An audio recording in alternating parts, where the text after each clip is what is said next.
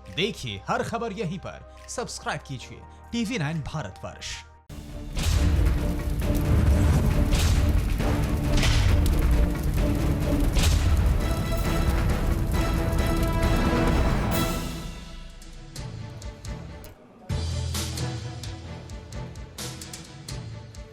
नमस्कार, स्वागत है आपका आज हमारे इस खास पेशकश में।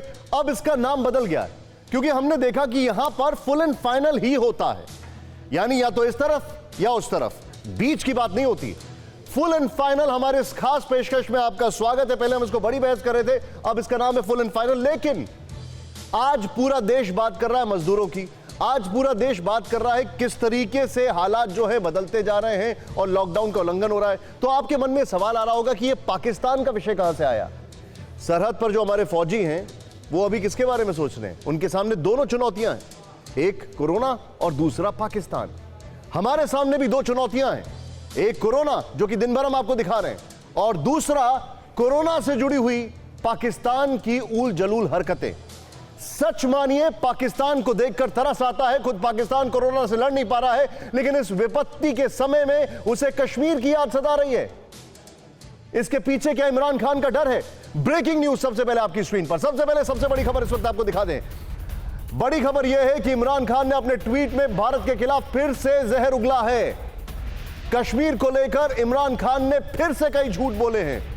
सरकार कश्मीरियों के साथ अमानवीय रवैया अपना रही है, ये कहते हैं। लोगों के अधिकारों को शक्तिशाली ताकतों से दबाया जा रहा है, ये कह रहे हैं। पैलेट गन जैसा, फिर से पैलेट गन की बात कर रहे हैं। कश्मीर में आधारभूत जरूरतों को रोककर लॉकडाउन लगाया जा रहा है, ये सब बात कर रहे हैं। ये पूरी खबर आपको दिखाते हैं, ध्यान से देखें। ये एक और आपके सामने जानकारी, क्योंकि एक तरफ इमरान खान और दूसरी तरफ शाहिद अफरीदी। इमरान खान, शाहिद अफरीदी, और फिर गिलगिट बाल्टिस्तान में चुनाव। मामला क्या है? कोरोना से तो निपट लो पहले। ध्यान से देखिए रिपोर्ट।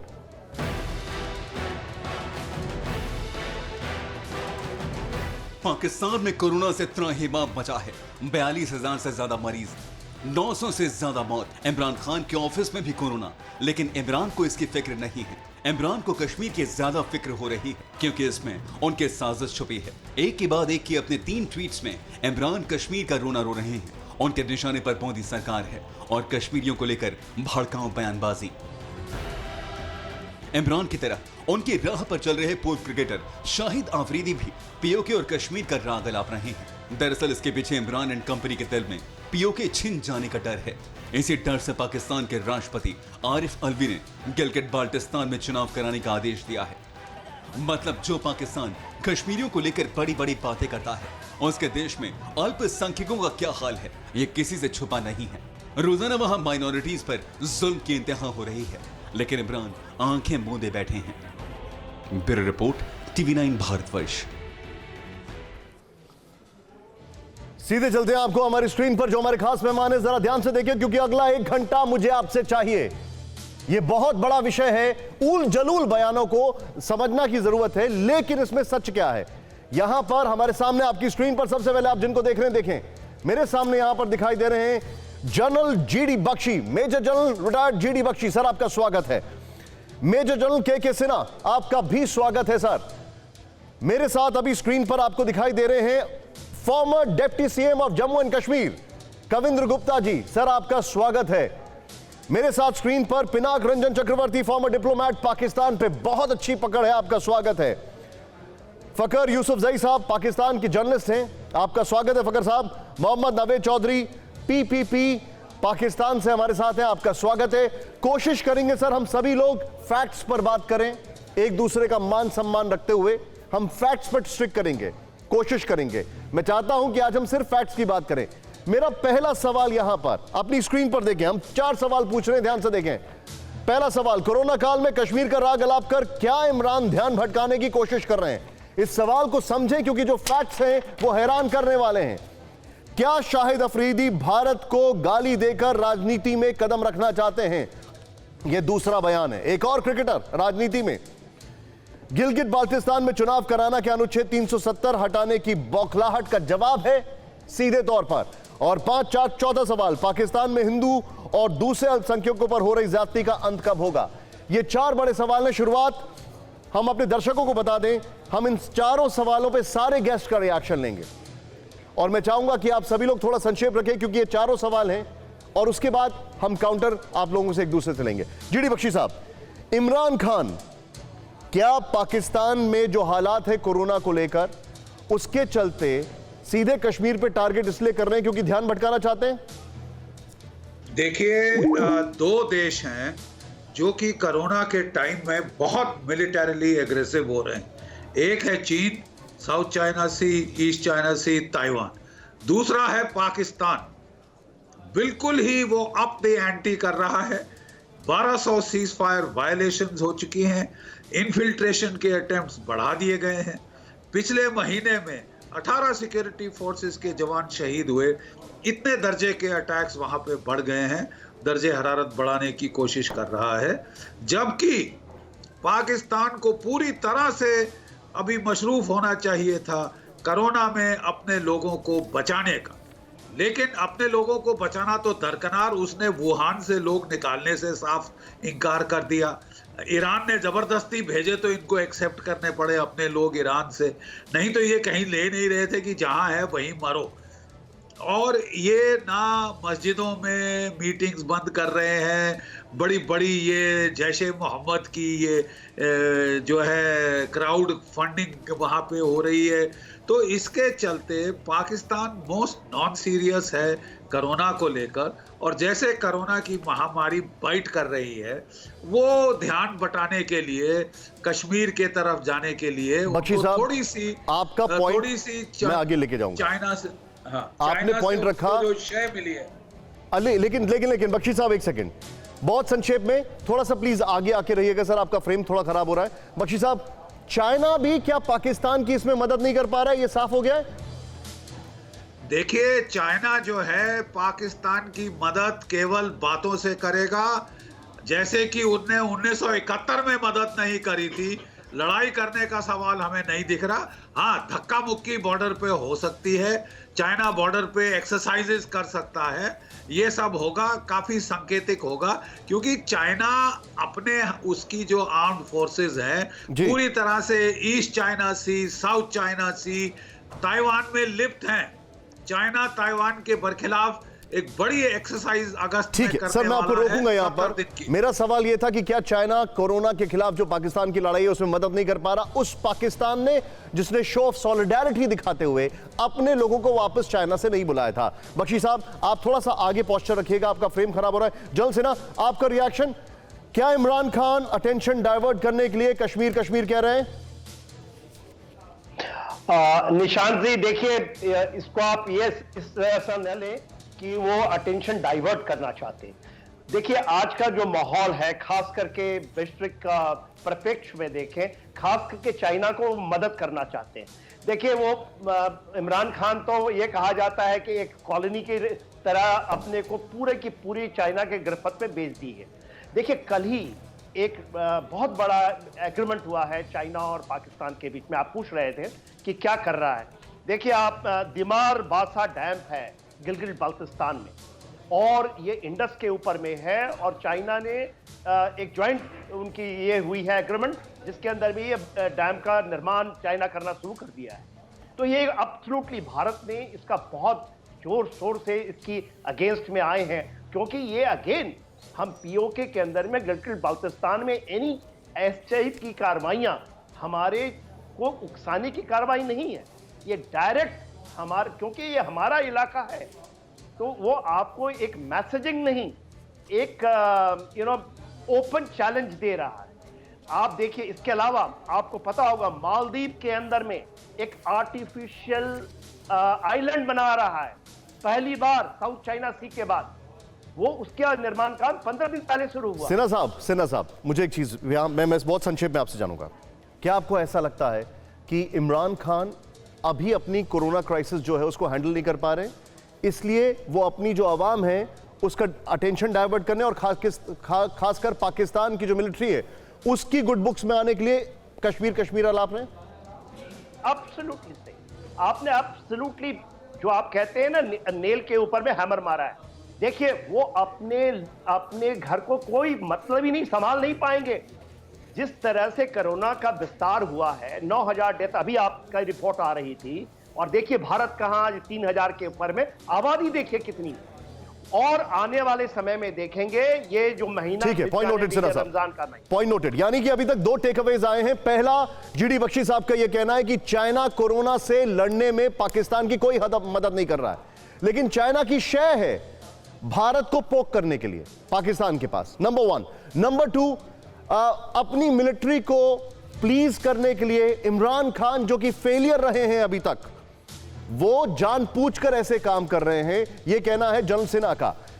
जम्मू कश्मीर के पूर्व डिप्टी सीएम कविंद्र गुप्ता जी, कविंद्र जी, क्राइसिस है, क्योंकि अब मैं आपसे सवाल थोड़ा ट्वीक करूंगा सर, आपसे बेहतर ग्राउंड रियलिटी किसी को नहीं पता। पाकिस्तान की पॉलिटिक्स में वहां पर हलचल होती है तो हिंदुस्तान में वहां पर आतंकी एक्टिव होते हैं, क्या यह समझा जाए?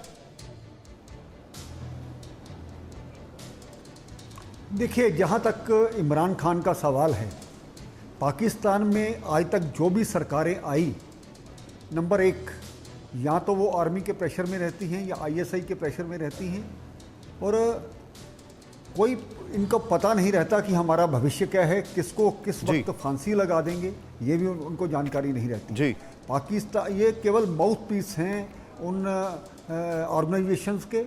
ये जिस प्रकार से इमरान खान ने इलेक्शन जीता, उसकी मैं पूरी पुरानी कहानी में नहीं जाऊंगा, लेकिन आप सब जानते हैं कि वो उनकी दया से ही यहाँ पर आज बैठे हैं जी। और जहाँ तक पाकिस्तान में इस कोरोना महामारी का सवाल है, पाकिस्तान के पास ना तो साधन है, ना पाकिस्तान को कोई इस वक्त मदद देने को तैयार है जी। पाकिस्तान को अगर चाइना है, वो भी हमेशा पाकिस्तान को यूज करता है और वो भारत के खिलाफ उसको कहीं ना कहीं उसको सामने ला करके खड़ा कर देता है और पाकिस्तान को हमेशा यूज़ किया जाता है। इस सारे संदर्भ में ये कहूँगा कि उस चीज़ को ध्यान डाइवर्ट करने के लिए, टेंशन डाइवर्ट करने के लिए एक हमेशा रहता है, लेकिन पाकिस्तान की नीयत साफ है। सरकार के कहने पर कुछ किया जाता है, आर्मी करती है, ये सब अलग अलग इनके विषय हैं, कोई आपस में कोई तालमेल है ऐसा नहीं है।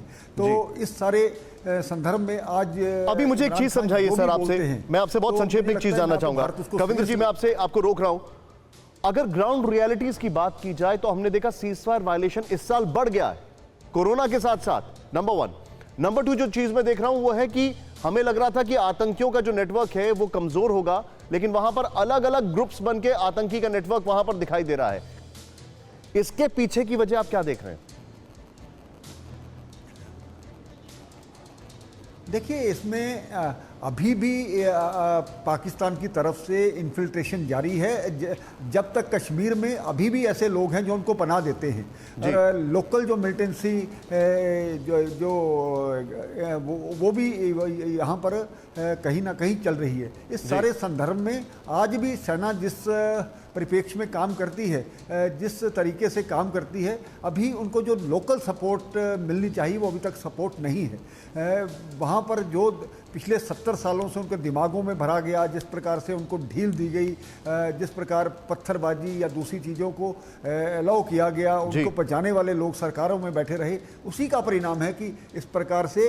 लेकिन ऐसा नहीं है, लेकिन धीरे धीरे आज जिस प्रकार की सरकार है केंद्र में भी, और यहाँ पर जिस प्रकार से हमारी सेना, सुरक्षा बल, हमारी पुलिस यहाँ पर लड़ रही है, बहुत ही बेहतरीन काम कर रही है। इस के बाद समय बदलेगा और पाकिस्तान को तो जवाब दिया जाता है, लेकिन उसके बावजूद कोई मिलिटेंसी कम हुई उसको ऐसा नहीं कहा जा सकता। यानी कि पाकिस्तान की तरफ से point noted sir, point noted. मैं आपको रोकूंगा क्योंकि मैं बहुत जल्दी राउंड 2 की तरफ मूव करना चाहता हूं। मैं चाह रहा हूं सबका एक एक पहले रिएक्शन ले लूं। पाकिस्तान की तरफ से सीज फायर और मिलिटेंसी बढ़ रही है। पिनाक रंजन चक्रवर्ती सर, इसको कैसे हैंडल किया जाए? इमरान खान वो बोल रहे हैं, उनको बोलने दिया जाए, हमारी फोर्सेस काम कर रही हैं, वो काम कर रही हैं, कोरोना से हम लड़ रहे हैं, वो लड़ रहे हैं, लेकिन पाकिस्तान जो ग्लोबल अलायंस है कोरोना के खिलाफ, उसमें कहीं पर भी नहीं दिखाई देता है। मतलब क्या उसको एक सिर्फ रोग स्टेट समझकर छोड़ दिया जाए, इंस्पाइट कि वो हमारे बगल में है? पाकिस्तान का रवैया अभी बदलेगा नहीं। वहां पे इमरान खान और आर्मी का एक गठबंधन बना हुआ है और अपॉर्चुनिटी वो देखते रहते हैं। अभी विश्व का जो ध्यान है वो कोविड पे चला गया है, जो वायरस, वो या वुहान वायरस जो भी कहें। इसलिए उन्होंने ये मौका देखा है कि ये अच्छा मौका है, क्योंकि अभी दुनिया का जो ध्यान है वो टेररिज्म से हट के कोविड पे चला गया है, तो वो टेररिज्म को बढ़ावा देंगे। तो इसमें कोई शक नहीं है। आप अफगानिस्तान देख लीजिए, वहां पे जो हो एक रहा minute sir, please hold your thought sir, आपने बहुत बड़ी बात की। एक minute, I want to reconfirm आपने जो बोला है। आप ये कह रहे हैं कि दुनिया का ध्यान हट गया है, इसलिए वो इस पे और फोकस करेंगे?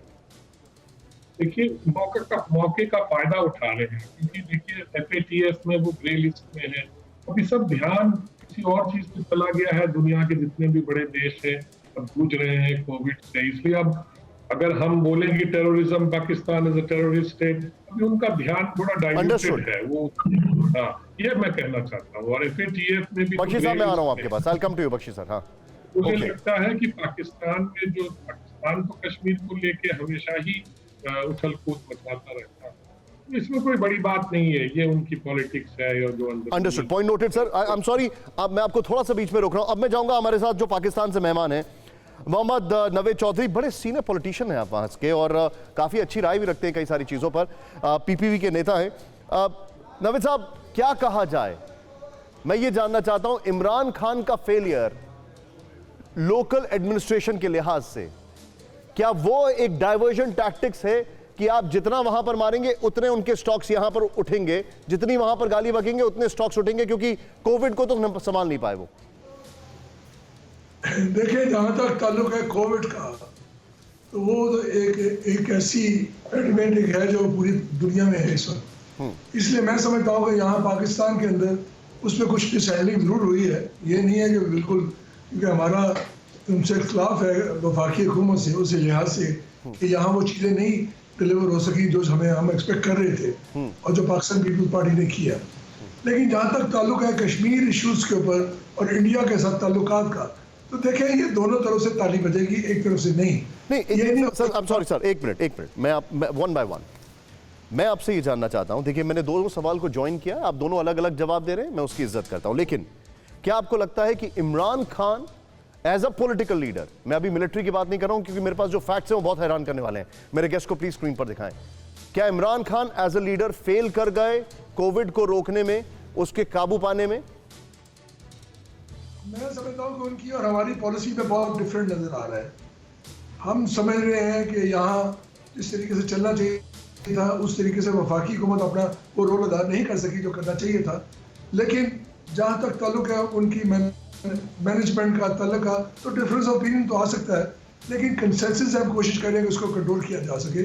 और अभी तक क्योंकि यहाँ आज लॉकडाउन खत्म हुआ है, जिस स्टेट में आपकी सरकार है सर, वहां पर क्या हाल है, और वहां से जो आपकी मेन सरकार है उससे क्या सपोर्ट मिल रहा है? मेन जो सरकार से आपको क्या सपोर्ट मिल रहा है?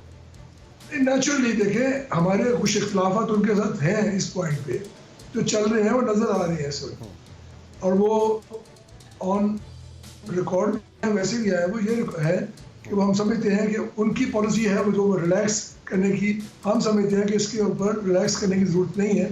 यहाँ जानी नुकसान होने का ज्यादा खतरा है, उसके लिए हमें कुछ चीजें सख्त करनी चाहिए। अच्छा, अब मैं आपसे दूसरा सवाल पूछूंगा, बट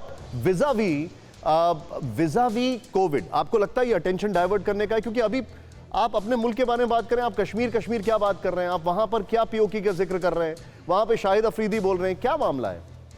देखिए, बात यह है कि कश्मीर जहाँ तक ताल्लुक है उसके लिए पाकिस्तानी पूरी कौम का जो एक ही पॉइंट ऑफ व्यू है कि कश्मीर के अंदर जो फैसले हुए हैं पंडित जवाहरलाल नेहरू करके, और उसके बाद और इस पर जंगें भी हुई, इसको एक दफा सॉल्व होना चाहिए। और सॉल्व करने का तरीका ये नहीं है जैसे ऐसे आप कर्फ्यू लगाया हुआ है और वहाँ लग के चल रहा है। नरेंद्र मोदी के आने के बाद जो पॉलिसीज वहाँ आई हैं उस पॉलिसीज पे इख्तलाफ तो पूरी दुनिया में इस वक्त आ रहा है, खाली पाकिस्तान में नहीं। और मुझे आप एक एग्जांपल बताइए, किसी दुनिया के कौन से मुल्क ने 370 हटाने पर ऑपोजिशन किया? मैं मान जाऊंगा अगर आप मुझे एक मुल्क की बात बता दें, एक्सेप्ट पाकिस्तान।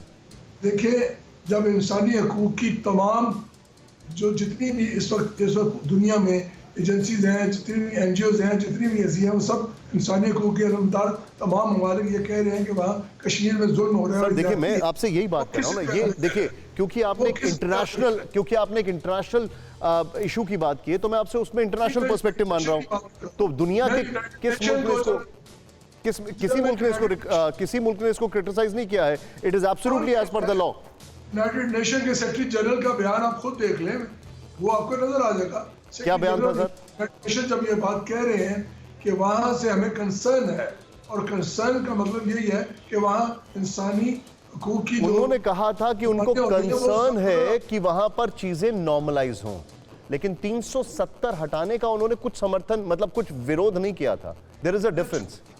नेचुरली अगर वहां इस किस बुनियाद मतलब पर जिस यूएन की आप लोग जिक्र करते हैं उसके बारे में बार बार वहां पर, खैर एनीवे, एक चीज है जो यहां पर साफ हो गई है, और मैं आपसे एक चीज जानना चाहता हूं सर।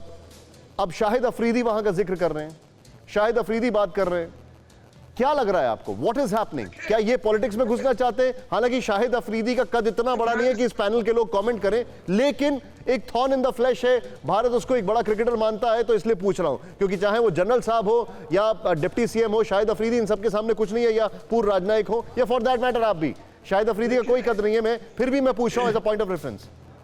ये जज्बात इस वक्त पूरी कौम के, खाली शाहिद अफरीदी के नहीं है, पाकिस्तानी पूरी कौम ये समझती है कि वहाँ एक जुल्म हो रहा है, उस जुल्म का सदेबाब होना चाहिए। और क्योंकि वो पॉलिसीज ऐसी आई हैं जो कि सिर्फ सेंट्रिक है, इस वक्त मुस्लिम सेंट्रिक है, इसलिए उसके हिसाब से ज़्यादा बात की जा रही है। मैं समझता हूँ नरेंद्र मोदी साहब जो कि चैंपियन थे जमहूरियत के, लेकिन उन्होंने गुजरात वाला वाक़या वहाँ दोहरा के कश्मीर में कोई चीज़ें साबित कर दी। तो ये शायद अफरीदी नहीं, पूरी कौम की सेंसेस है। और इसके सर मैं आपको रोकूंगा यहाँ पर। अब मेरे साथ, अब मैं ओपन कर रहा हूँ डिस्कशन। फखर यूसुफजई साहब, आपका फ्रेम नहीं मिल रहा है मुझे, आपका ऑडियो सुनाई दे रहा है, तो मैं आपसे ऐसे ही बातचीत शुरू करता हूं। फखर यूसुफजई साहब, सीधे सीधे सवाल है, क्या प्रॉब्लम है इमरान खान को? अपने आप चीजें नहीं संभाल पा रहे इसलिए ये सब कर रहे हैं? सेम मसला जो है वो हिंदुस्तान में मोदी साहब के साथ भी है। अगर इमरान खान के साथ ये प्रॉब्लम है, अगर उनसे चीजें संभाली नहीं जा रही, कोविड-19 की आप लोग बात कर रहे हैं कि उसके ऊपर वो ओवरकम नहीं कर सकता, तो इसलिए कश्मीर में ये बात कर रहा है। लेकिन कश्मीर का इशू 5 अगस्त में जब 370 हटाया गया, उस वक्त से बात शुरू हुई थी, उस वक्त कोविड-19 का कोई अता पता नहीं था। एक minute sir, I am sorry to interject you sir, मैं अभी की बात कर रहा हूं। अभी पूरी दुनिया को सिर्फ एक कंसर्न है कि कैसे भी इससे निपट लो, इससे बाहर आ जाओ। पाकिस्तान की हालत कैसी है, मैं आपको कुछ चीजें बता रहा हूं, आप सुनिए जरा। 22 मार्च को इमरान खान साहब ये कहते हैं कि हम कंट्री वाइड लॉकडाउन नहीं लगाएंगे। उसके अगले दिन क्या होता है? और ये मेरा अगला सवाल है, मेरा ये नेक्स्ट सवाल है जो मैं अपने इंडियन जो गेस्ट है उनसे भी पूछूंगा। उसके अगले दिन क्या होता है? बाकायदा पाकिस्तान आर्मी के spokesperson major general Babar Iftikhar कहते हैं कि हम नेशन वाइड लॉकडाउन लगा रहे हैं। इमरान खान से निपटा नहीं जा रहा था, तो नेशनल कोर कमेटी पाकिस्तान की आर्मी और बाकी सारे लोगों ने मिलकर बनाई जिससे कि इससे निपटा जाए। इमरान खान के हाथ से वो हालात फिर निकल गए। इतना ही नहीं, एक और फैक्ट मैं आपको बता रहा हूं, और मैं देखिए सीधे सीधे हम लोग उसकी बात करें जो हमारे सामने तथ्य हैं। बाकायदा जो आपके राष्ट्रपति ने कहा, उसके बाद ये कहा गया कि भाई अभी के हालात जो ऐसे हैं, हम जो मॉस्क हैं, क्योंकि सीधे सीधे चाहे वो सुन्नी और शिया उलमा हो, उन्होंने धमकी दे दी। तो बाकायदा आरिफ अलवी साहब ने कहा कि ठीक है 20 कंडीशंस लगेंगी और जो मस्जिदें हैं वो खुली रहेंगी। किसी भी कंडीशन को माना नहीं गया। अब वहां पर यूथ में नहीं, वहां ये सारे केसेस बढ़ रहे हैं जो मस्जिदों की तरफ से। इमरान खान एक फेलियर हैं, और ऐसे फेलियर में उनको अपने मुल्क को बचाना है या पाकिस्तान की सोच रहे हैं? पाकिस्तान की ही सोच रहे हैं, और कश्मीर पाकिस्तान मतलब का हिस्सा कश्मीर है, की सोच रहे हैं। Stand corrected. कश्मीर को कैसे भूल सकते हैं? वो पिछले 70-72 सालों से वहां पे जो कुछ हो रहा है पाकिस्तान का, उसके ऊपर स्टांस है, फॉरेन पॉलिसी है उसके ऊपर, मतलब जिसे कहते हैं 2-3 नस्लें उसमें पली बड़ी हैं। कैसे भूल सकते हैं उसको? अगर कोविड-19 यहाँ पे होगा तो कश्मीर को भूल जाएंगे। मैं चाहूंगा डिबेट के अंदर 3 विंडो में जनरल बख्शी को भी लेके आए। फखर साहब मुझे एक चीज बताइए, आप एक चीज समझाइए मुझे। आपके घर में आग लगी है, आप सबसे पहले क्या देखेंगे? अपने घर की आग या पड़ोसी के घर में नए नए गिफ्ट्स आए हैं, तोहफे आए हैं, वो देखेंगे? आप बताइए मुझे, आप क्या देखेंगे? अपने घर की आग बुझाएंगे या पड़ोसी के घर में नया नया गिफ्ट, नया तोहफा है, वो देखेंगे आप? बिल्कुल अपने घर की आग बुझाएंगे, और कश्मीर जो है वो पाकिस्तान उस घर का हिस्सा है। इसलिए मैं कह रहा हूं कि उसको नहीं भूला जा सकता। हमें हिंदुस्तान से कोई कंसर्न नहीं है, हमें ईरान से कोई कंसर्न नहीं है, हमें अफगानिस्तान से कोई कंसर्न नहीं है, लेकिन कश्मीर, इंडियन ऑक्युपाइड कश्मीर से हमारा कंसर्न है। मैंने आपको बताया कि 72 साल की हिस्ट्री है उसके पीछे, वो कैसे भूल सकते हैं उसको? आग दोनों वो हमारा हिस्सा है पूरे पाकिस्तान में। आप हम ये नहीं कह रहे एक मिनट, मैं जनरल बख्शी साहब अब मैं आपको लेके आ रहा हूं, प्लीज गो हेड। लेकिन उससे पहले अब आप मुझे बताइए गिलगिट बाल्टिस्तान, चलिए मैं एक मिनट आपसे फखर यूसुफजई साहब एक और चीज पूछता हूं, गिलगिट बाल्टिस्तान के बारे में क्या कहेंगे? वहां पर जो चुनावों की बात हो रही है वो उस पर आप क्या कहेंगे? देखिए गिलगित बाल्टिस्तान कश्मीर ये सारा एक टेरिटरी है ना। जिस तरह आप लोगों ने वहां से 370 हटा के उसके स्पेशल स्टेटस को आपने खत्म किया 5 अगस्त 2019 को। अच्छा एक चीज बताइए, ये आपका हिस्सा है? एक मिनट, आप ये कहते हैं कि पीओके पाकिस्तान ऑक्यूपाइड कश्मीर और गिलगिट बाल्टिस्तान ये आपका हिस्सा है, आप मानते हैं? आप ये कहते हैं कि आपका हिस्सा है, आप ये कहते हैं, और इसको बढ़ाने की जिम्मेदारी आपकी है, ये भी आप कहते हैं? दोबारा जरा मुझे क्वेश्चन मैं कहता हूं पीओके या गिलगिट बाल्टिस्तान जो है ये अगर आपका है तो इसकी सारी जिम्मेदारी आपकी बनती है, पाकिस्तान की बनती है? बिल्कुल बनती है, बिल्कुल बनती है। एक मिनट, मेरे सारे पैनलिस्ट को दिखाइए, अब मुझे कुछ फैक्ट्स के बताइए और फिर मैं जनरल बख्शी और सबको लेकर आऊंगा। मैं ध्यान से कुछ चीजें बोल रहा हूं, मेरे पाकिस्तान के मेहमान मुझे बताएं क्या वजह है कि 2014 में 3G और 4G ऑक्शन हुए लेकिन अभी तक चाहे वो पीओके हो या गिलगिट बाल्टिस्तान हो वहां पर कुछ भी नहीं है? बताइए मुझे इसका क्या जवाब है, मैं आपसे पूछ रहा हूं, एक मिनट रुक जाइए। दूसरी चीज, पहला पाकिस्तान में डिटेक्ट किया था केस 26 जनवरी को, लेकिन स्क्रीनिंग जितनी भी पीओके में शुरू हुई वो मार्च के एंड में शुरू हुई। इतना ही नहीं, यंग डॉक्टर्स एसोसिएशन ने यह कहा कि पाकिस्तान में पीओके के अंदर तैयारी ही नहीं है निपटने की, बिल्कुल तैयारी नहीं है। एक मिनट, अब आप आगे और आ जाइए, अब मुझे बताइए जरा कुछ फैक्ट के बारे में। 3 वीक का लॉकडाउन था, पीओके में रखा गया और इमरान खान के खिलाफ जाकर रखा गया, लेकिन अब हालात क्या है? वर्ल्ड फूड प्रोग्राम ने यह कहा कि पाकिस्तान में पीओके के अंदर जिस तरीके से एवलॉन्च आए, लोगों के पास खाने के लिए नहीं है, हमें लॉकडाउन तोड़ना पड़ेगा। आप कौन सी चिंता कर रहे हैं? गिलगिट बाल्टिस्तान की अगर बात कर लें, अब आप मुझे बताइए highest number of corona patients अगर बात की जाए, जो पिलग्रिम्स वापस आ रहे थे गिलगिट बाल्टिस्तान में ढकेले गए, ईरान की बात मैं कर रहा हूं। इतना ही नहीं, बकायदा आपके सीएम हफीजुर रहमान ने कहा मार्च 27 को कि एक ही टेस्टिंग सेंटर है गिलगिट बाल्टिस्तान में, और क्या मजाक है, मतलब एक ही, और 15 पेशेंट की टेस्टिंग से ज्यादा हो नहीं सकती।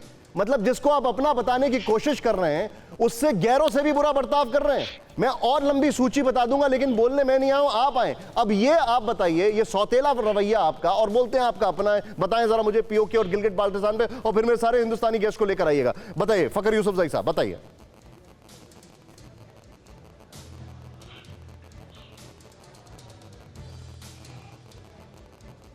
फखर यूसुफजई साहब, आपकी खामोशी थोड़ा मुझे परेशान कर रही है। मैं कह रहा हूं ये इतना सौतेला रवैया क्यों है जिसको आप अपना बताते हैं? मैं बिल्कुल आपको बता रहा हूं। आपने कश्मीर की बात, कश्मीर की आपने बात की, हर डिस्ट्रिक्ट में एक बड़ा डिस्ट्रिक्ट हॉस्पिटल मौजूद है। कश्मीर के किसी भी डिस्ट्रिक्ट की आप बात करें, आप मुजफ्फराबाद की बात करें, बाग की बात करें, आप जो है दीरकोट की बात करें, आप मीरपुर की बात करें या किसी और इलाके की बात करें, तो एक बड़ा हॉस्पिटल वहां पे मौजूद है।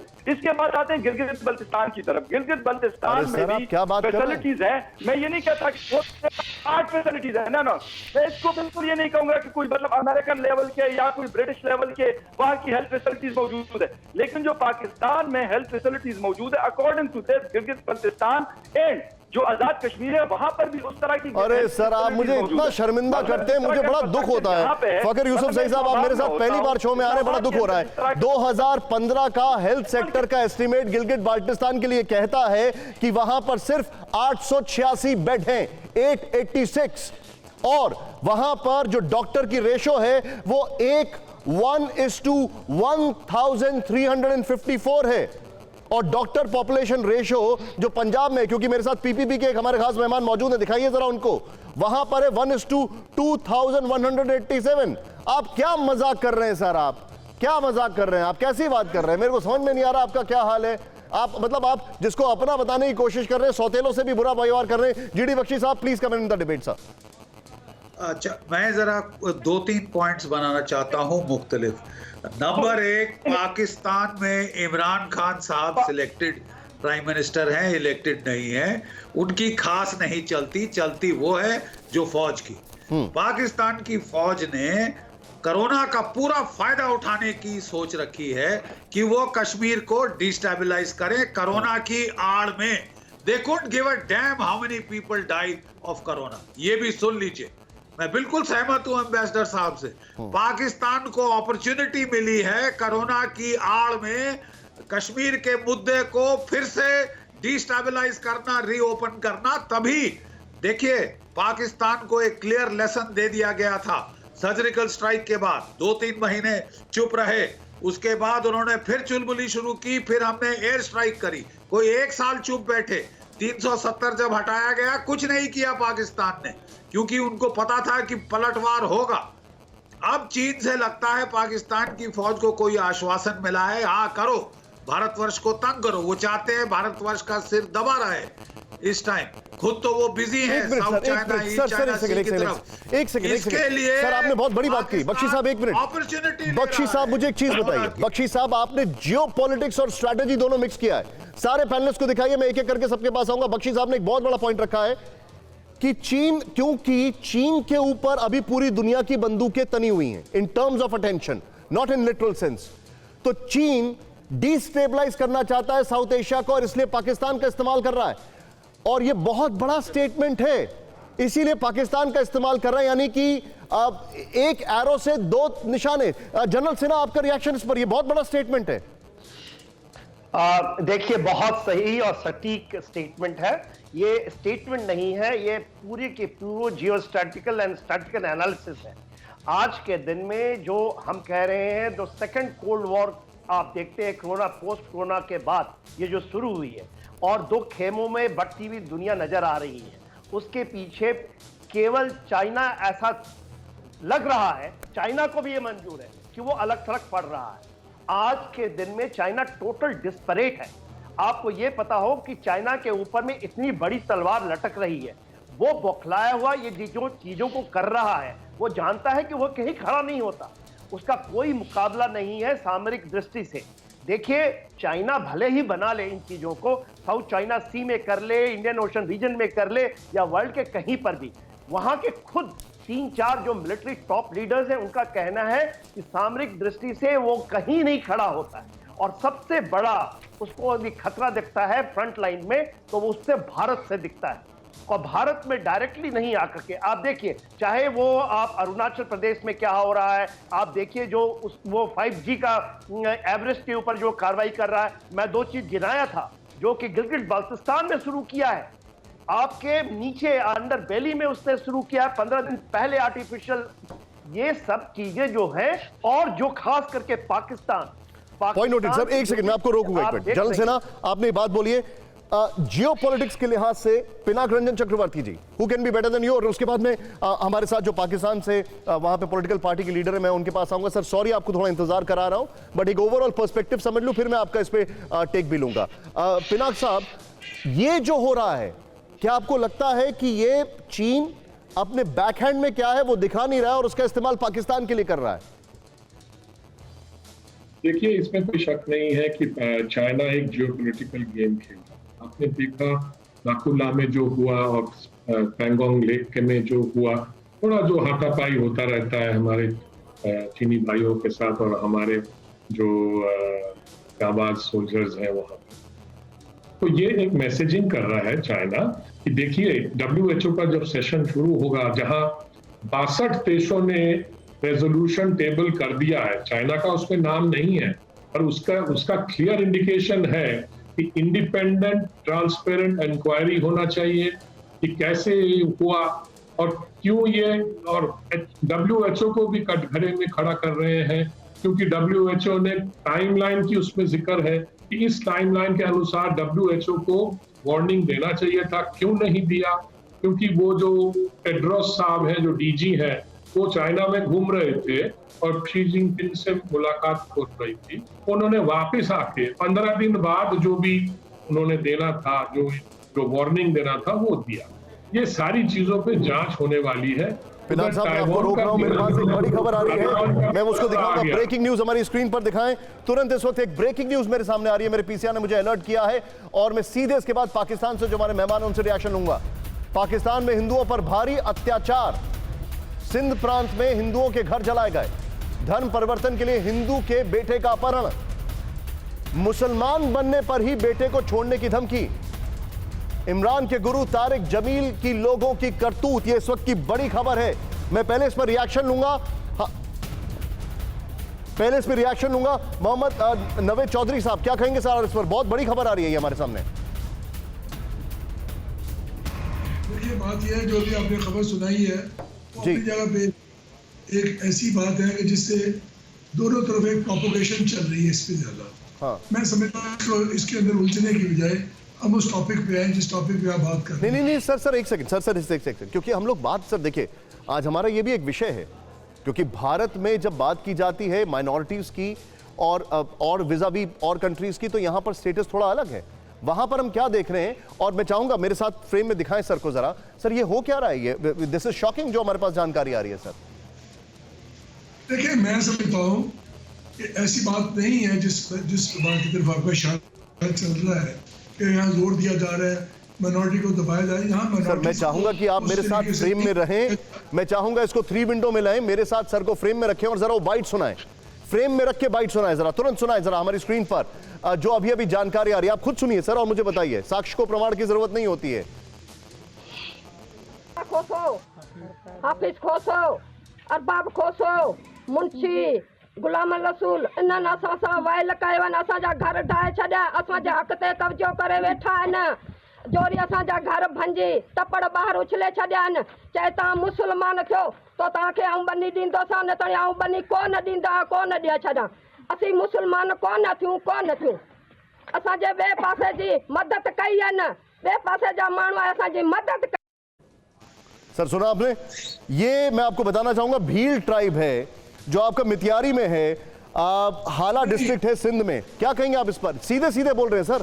मैं समझता हूँ कि ये एक डिसइंफॉर्मेशन इसको आप जरूर कह सकते हैं। सर ऐसी बात कंफर्म नहीं है जिस तरीके से आप बात कर रहे हैं, ना कोई ऐसा माहौल है ना कोई। सर मैं आपको बताना चाहूंगा ये वॉइस ऑफ पाकिस्तान माइनॉरिटी की तरफ से ट्वीट किया गया, ये हम लोग नहीं दिखा रहे हैं, ये वहां के लोग हैं, उर्दू के प्ले कार्ड्स हैं। ऐसी इंफॉर्मेशन है एक डिसइंफॉर्मेशन का हिस्सा हो सकता है, ना कोई ऐसा वजूद है ना ऐसा कोई वाकया वहां हुआ है। सर आप कैसे बोल रहे हैं? एक मिनट सर, मैं आई एम सरप्राइज्ड। नवीद साहब आप एक बार फिर से सुना दें। नवीद साहब आप एक बार सुन लें, क्योंकि वहां की बोली से आप लोग ज्यादा बेहतर जानते हैं। एक बार सुना दीजिए, एक बार फिर से सुना दीजिए जरा। हाँ मैंने सुन भी लिया और समझ भी लिया। हाफिज खोसो, अरबाब खोसो, मुंशी गुलाम रसूल इन्हनि असां सां वाइल कयो आहिनि। असांजा घर ढाहे छॾिया, असांजे हक़ ते कब्जो करे वेठा आहिनि। जोरी असांजा घर भंजी तपड़ ॿाहिरि उछले छॾिया आहिनि। चए तव्हां मुस्लमान थियो तो तव्हांखे आऊं बनी ॾींदोसां, न त आऊं बनी कोन ॾींदा, कोन ॾिए छॾां। असीं मुस्लमान कोन थियूं। असांजे ॿिए पासे जी मदद कई आहिनि, ॿिए पासे जा माण्हू असांजी मदद। सर आप इतने बड़े पॉलिटिकल लीडर हैं, मैं चाहूंगा कि आप इस पर एक स्टेटमेंट तो दें कम से कम। ये हो क्या रहा है वहां से? ऐसी बात नहीं है जिसको आप हाईलाइट कर रहे हैं, ना ऐसा कोई वाकया वहां हुआ है। मैं सामने दिखा रहा हूं सर, ये मैं सामने दिखा रहा हूं सर, अपने स्क्रीन पर दिखा रहा हूं। खैर मैं आपकी मजबूरी समझ सकता हूं। फकर यूसुफ जई साहब को एक बार पूरी स्क्रीन पर दिखाइए, हमारे सारे पैनलिस्ट को। फकर साहब आप इस पर क्या कहेंगे? ये जो जानकारी हमारे पास आ रही है सिंध से, क्या कहेंगे आप इस पर? मैं बिल्कुल अचानक बात ये कि ये खबर तकरीबन 10 दिन पहले भी आई थी। आज इन्होंने अपने ट्विटर के ऊपर ये लगाया जिसका आप नाम ले रहे हैं माइनॉरिटी ऑफ पाकिस्तान का, बल्कि आपके शो से पहले मेरी उनसे बात भी हुई थी। क्या कह रहे हैं? ये खबर वहाँ लोकल जर्नलिस्ट से मैंने पिछले हफ्ते कंफर्म किया था कि एक आग लगी थी, क्योंकि हट्स में ये लोग रहते हैं, आपकी तरफ राजस्थान में भी ये लोग रहते हैं और इस तरह हमारी तरफ भी सिंध में ये लोग रहते हैं। हाँ। तो उन हट्स में आग लगी थी, वहां पे ये बिल्कुल मसला हुआ था। कुछ लोगों ने माइनॉरिटी ऑफ पाकिस्तान ने इसको पहले बलूचिस्तान के साथ जोड़ा कि बलूचिस्तान में पाकिस्तान आदमी वहां बलोचों के साथ उसके घर जला रही है। ये ट्वीट आप पढ़ लें और मेरी ट्वीट भी उसके ऊपर मौजूद है, वो भी पढ़ लें। उसके बाद उन्होंने ये कह दिया कि वहां पे जो हिंदू कम्युनिटी हमारे सिंध में रहती है, बहुत बड़ी तादाद है उनकी वहां पर, उनको जिसे कहते हैं थ्रेट किया जाता है, उनके साथ इस तरीके से कन्वर्जन की जाती है या उनको तंग किया जाता है कि वो वहां से या तो निकले या फिर वो मुसलमान हो जाए। ऐसा इसलिए नहीं हो सकता, उसकी एक वजह है। हिंदू कम्युनिटी हमारे तकरीबन चारों प्रोविंसेस है उसमें रहती है। शायद खैबर पुख्तनख्वा में सबसे ज्यादा लोग रहते हैं। हमारे डिस्ट्रिक्ट में हर जगह, लेकिन कभी इस तरीके से कोई उनको 200-250 सालों से वो लोग यहाँ पे आबाद है, उनको किसी ने ये थ्रेट नहीं किया कि भाई आप या सर थोड़ी देर पहले नवेद चौधरी साहब कह रहे थे इंटरनेशनल एजेंसीज की बात कर रहे थे। अब मैं आपसे कुछ बात बोलता हूं, मुझे बताइए 2015 में European parliament inter group on freedom of religion की सालाना रिपोर्ट में कहा गया कि 5000 हिंदुओं को पाकिस्तान छोड़ने पर मजबूर किया गया। 5000 हिंदुओं को पाकिस्तान छोड़ने पर मजबूर किया गया, ये रिपोर्ट कहती है। फिर एक रिपोर्ट आती है जिसमें कहा गया, एमएसपी की रिपोर्ट है कि 700 ईसाई और 300 हिंदू लड़कियों का जबरन धर्मांतरण कराया गया। इस साल डेट के हिसाब से भी मैं आपको बता सकता हूं, पाकिस्तान में 74% हिंदू महिलाओं का यौन शोषण का शिकार होती हैं। एनसीएफजेपी की 2012 की रिपोर्ट, एनएचआरसी की रिपोर्ट में भी कहा गया, मानवाधिकार संगठनों का यह कहना है कि पिछले 50 सालों में पाकिस्तान में बसे 90% हिंदुओं को देश छोड़ने पर मजबूर किया जा रहा है। अपना इस पर रिएक्शन बताएं मुझे। अब आप बोलते हैं इंटरनेशनल रिपोर्ट, वो भी बता दी मैंने।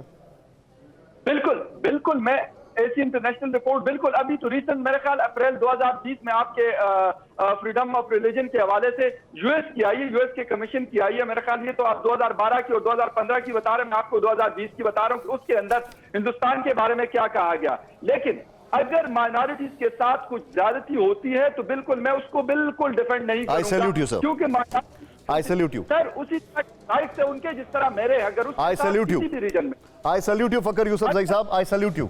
I totally salute you for this statement. और बहुत मुश्किल होता है ऐसा स्टेटमेंट देना, I can understand, लेकिन I salute you for this statement. मैं तारीफ करूंगा आपने जो स्टेटमेंट दिया है।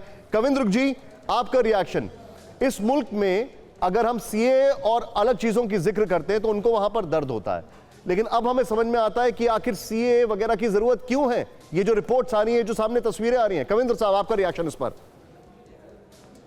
बख्शी साहब आप फ्रेम में हैं, आपकी आवाज मुझ तक नहीं आ पा रही है। हाँ, पाकिस्तान का जहाँ तक पाकिस्तान का सवाल है, ये बेशर्मों की जमात है। जब 90,000 सैनिक हमने पकड़े थे, जनरल जगजीत सिंह अरोड़ा की अध्यक्षता में इनको धूल चटाई थी, तब भी ये नहीं मान रहे थे। ये उड़ी भी नहीं मानते, ये कभी सच को सच नहीं कहते। इनके जो भेजे हुए जो मिलिटेंट्स हैं उनको मार गिराते हैं या उसको ऑन नहीं करते हैं। 65 की लड़ाई में, 71 की लड़ाई में कैसे इनको धूल चटाई है। इनको झूठ की हद है। आज जो इनके नित्य प्रति यहाँ पर, चाहे वो बलूचिस्तान है, जो सिंध है, वहाँ पर इनके अपने लोग, हम हिंदुओं के साथ का तो कत्ले किया ही जाता है, हिंदुओं के साथ तो बड़े गैर जिम्मेदारान तरीके से उनका व्यवहार किया जाता है, लेकिन ये अपने लोगों के साथ, ये दिन दूर नहीं जब सिंध और बलूचिस्तान ये टूटने वाले हैं। पाकिस्तान अपने लोगों को नहीं बचा सकता है, वहाँ पर ऐसा हालात इन्होंने बना करके रखे हैं। Point noted. ना तो वहाँ पर सरकार की। Point noted. मेरे साथ अभी कौन है आप स्क्रीन पर जिनको देख रहे हैं, वो farmer deputy CM of Jammu and Kashmir है। 1947 में जब 1947 में हिंदुओं की जनसंख्या वहां पर पाकिस्तान में कितनी थी, आज वो कहां चली गई, इससे ये करता हूं, इसका जवाब देने के ये लायक नहीं है। एक क्विक रिएक्शन मैं लूंगा यहां पर, थोड़ा सा स्ट्रेच करूंगा बख्शी साहब आपसे, सिन्हा साहब आपसे, और अब मेरे जो और मेहमान है सबसे, बहुत छोटा, सिर्फ 20 सेकंड्स में, what is the solution? Imran Khan अभी भी ऐसा लगता है चाइना के पपेट की तरह काम कर रहे हैं और अपनी मिलिट्री के पपेट। भारत के पास क्या सॉल्यूशन है, क्विकली बताइए बख्शी साहब। देखिए, भारत में जो सोल्यूशन, बिल्कुल मोदी डॉक्ट्रिन क्लियर है। आप प्लीज बिहेव करिए। आप भारतवर्ष के सिटीजन्स का खून गिराएंगे सीमा के इस तरफ, आपको सीमा के उस पार कीमत देनी पड़ेगी। हमने वार्निंग शॉट फायर कर दी है सर्जिकल स्ट्राइक के साथ, हमने बालाकोट की एयर स्ट्राइक के साथ अक्रॉस द इंटरनेशनल बॉर्डर वार करके आपको ऑन नोटिस डाल दिया है। You misbehave, आप हमारे यहाँ खूना खच्चर करेंगे, you will have to pay a cost and suffer the consequences। Sinha साहब, मैं बड़ा सवाल पूछ रहा हूं आपसे, आपने जो पॉइंट बोला है कि वार्निंग शॉट दे दिए, पॉइंट नोटेड बख्शी साहब। सिन्हा साहब, शहर का जो बड़ा गुंडा है वो मोहल्ले के छोटे गुंडे से बदमाशी करवा रहा है, क्या किया जाए? बहुत सही फरमा रहे हैं। देखिए, ये गुंडाई तो चलेगी नहीं। जो हम लोगों ने, आप कहा 20 सेकंड में बताने के लिए, तो मैं बता देता हूं। देखिए, हम लोगों ने ये आगाज दिया है और जनवरी के महीने में, आप हमारे चीफ ने भी बताया था, और दिमार्च मिला है इनको अभी 15 दिन पहले कि पीओके खाली करें, और ये रेजोल्यूशन यूएन की है, और उसकी आगे की कार्रवाई आपको पता ही है कि हमारा अखंड हिस्सा है, उसके ऊपर सर कार्रवाई। मैं माफी चाहूंगा, मेरे पास I have taken your point sir, मैं माफी चाहूंगा, मेरे पास बहुत प्रेशर है ब्रेक लेने का। एक और रिएक्शन मेरे यहां पर लेना चाहूंगा। पिनाक साहब, डिप्लोमेटिकली सिर्फ 10 सेकंड्स में प्लीज बताइए सर, क्या करेंगे हम? ये बेसिकली रिलेटेड टू कोविड है। थोड़ा बहुत टेररिज्म तो पाकिस्तान हमेशा ही करता रहा है और करता रहेगा, पर कोविड का आड़ में जो अभी उन्होंने ज्यादा किया है उसमें चाइना उनको मदद कर रहा है और बोल रहा है चलो ये अच्छा मौका है, दोनों मिलकर इंडिया को थोड़ा सा तंग करते हैं, क्योंकि वहां WHO में हम वो चाइना समझ रहे हैं कि उनके ऊपर जो बवाल बजने वाला है। Got it point. I am sorry, I am stopping you sir. बहुत बहुत शुक्रिया इस डिबेट के लिए। आप सभी लोगों का ये डिस्कशन था और बहुत पॉजिटिव वे में गया।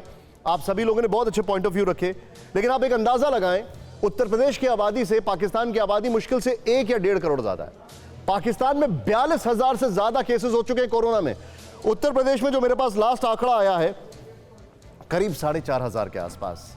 तो ये तो रही बात मैनेजमेंट की। अब बात रही चीन की। चीन के इशारे पर इमरान खान काम कर रहे हैं और बल्कि इमरान खान को इशारा मिल रहा है उनकी पाकिस्तान आर्मी से। हम अपना काम करते करते आगे बढ़ रहे हैं, देखते जाएंगे, हाथी चल रहा है बाजार में।